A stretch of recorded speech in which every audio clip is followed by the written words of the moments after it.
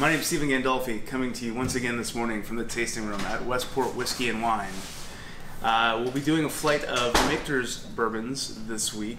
Well, 3 bourbons and 1 American whiskey. But before we get into that, let's talk about this week's events. Monday night at La Chase, we're doing a dinner with Castle and Key, and they're going to be doing some cocktails. It's $75 a head. Still some seating open for that, I believe. You can check it out on our website or give them a call.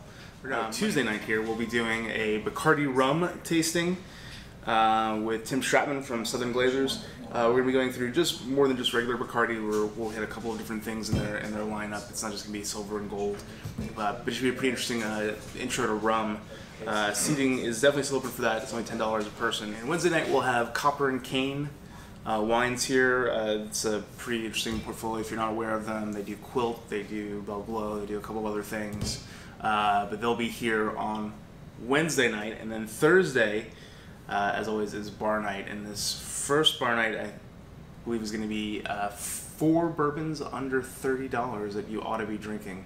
And Tim Van Riper, who a lot of you know, who is not me, I know we look alike, will be hosting that bar night. So that'll be the first and hopefully a long line of things that Tim does behind the bar here. Moving on to this week's flight, we've got some Michter's products. We'll start here with the Shanks American Whiskey, 90.2 proof, light, sweet, a lot of oak vanillin. It's a very woody, smooth, just sweet, but still dense and richly flavored bourbon. I think as we go through these, we'll get a little bit more wood, a little bit more spice character, but this is a good entry point in this lineup. Moving here, we'll go to US1, the classic Michter's small batch bourbon. Again, I get a lot of wood, a lot of vanilla on this. Subtler, slightly spicy kind of characteristics, a little hint of eucalyptus. But for the most part, just, I mean, textbook bourbon. If you looked up the bourbon profile in a dictionary, it'll say, you know, caramel, vanilla, wood, a little bit of spice. That's the US1 in spades. Michter's 10. I mean, Michter's 10 these days, I feel like we're seeing more and more of that, probably just because of the Michter's Distillery's decision to put it out a little bit more readily here in town. But one of the things that I appreciate the most about the Michter's 10 is it's not just, you know, the regular US1 amped up. I mean, it's a distinctly more profound whiskey. More spice begins to assert itself, a lot of wood character.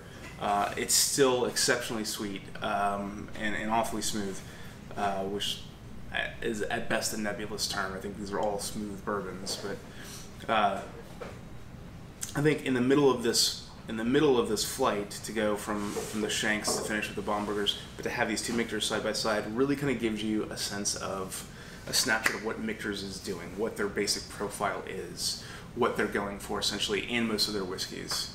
And we'll stop here with 108 proof Bombergers. Bombergers traditionally, the last 2 years, I say traditionally, has been my favorite of the sort of limited run Michter's stuff.